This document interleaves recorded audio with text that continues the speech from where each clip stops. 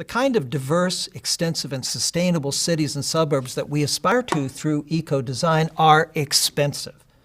Definitely more expensive than the places we've been generally building over the last century. So a vital inquiry of implementation is how to pay for what the public needs. There are typical sources of funds, taxes, and user fees, and civic borrowing, but it's likely that they will not yield enough to fully underwrite the level of quality that people expect today, and almost nobody wants to pay more taxes. In this segment, I'll talk about another source of wealth that is embedded within a well-conceived regulatory system whereby we can motivate high quality and tap investment freely offered by the private sector to cover the public infrastructure costs for a community. This is a primary objective of the kind of discretionary and transactional system that we've already described. And this is all about leveraging the relationship between development rights and land values and harvesting the results to everyone's benefit.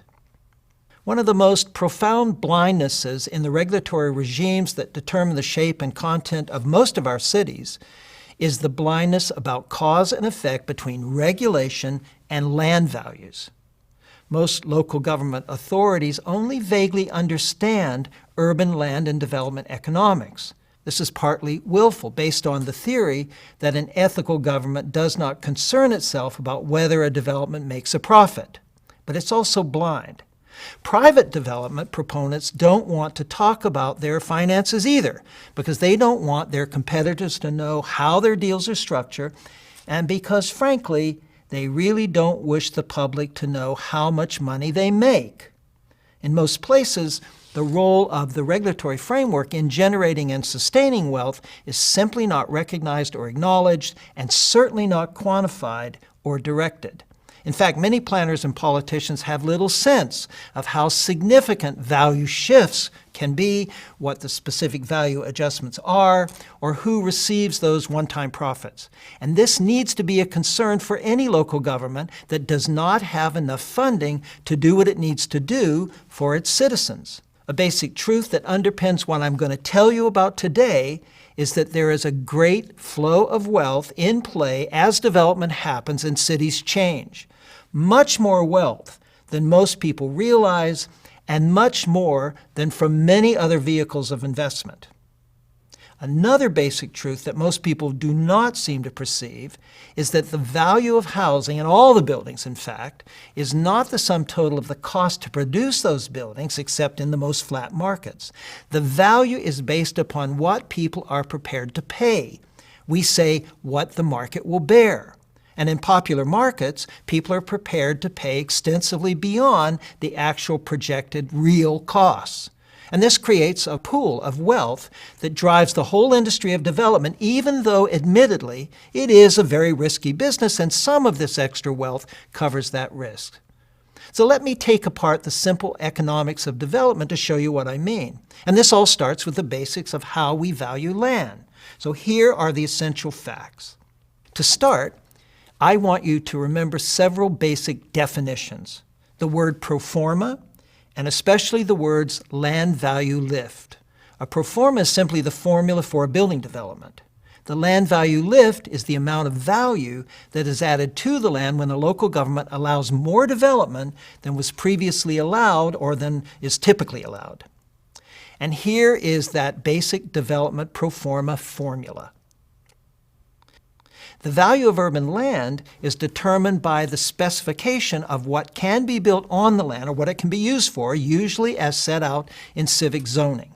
A prudent developer will decide what to pay for the land under the prevailing regulations by calculating all the other costs for the development, which are relatively fixed, including an amount for the developer's profit for building the product, comparing that against the price that the resulting built product can be sold for, and then determining what's left over as the amount the developer can afford to pay for the land. The financial model to do this is called a pro forma, and typically the way the price of land for a project is determined is called a residual land value analysis. And it's easy to see that if government allows a more intensive or more valuable use of the land, then more can be paid for the land, which is often called the land value lift. And this can be paid to the existing landowner as a one-time gain, or it can represent a second level of profit for the developer. And it's absolutely clear that a developer gets a base level of profit on the building product that is built, otherwise the developer would have no inclination or motivation to build. But beyond that base profit, it is very enlightening to understand who enjoys the benefit of that second level of profit, that land value lift, when a city confers new development rights. The answer is really determined by when and how the new rights are conferred. In principle, whoever controls the land at the time of the regulatory change will expect to be the beneficiary of the land value lift. Now, the day-to-day transactions of the land market work in much more subtle ways based upon levels of knowledge by the existing landowners as sellers and developers as buyers. The extra land lift is usually shared to some degree with the active party, the developer, usually conceding more and therefore sharing less. Nonetheless, the big question is who gets all or most of that extra money represented by the land lift. Well, if a city changes development rights in a strategic way that's cognizant of land value shifts, then the land value lift can be directed to where it's most useful for the public. If rights are given out too early, the land value lift is bled off by an initial landowner who really doesn't intend to do anything with the land but sell it and walk away with the profits. So it's not really available for public goods or to motivate appropriate development.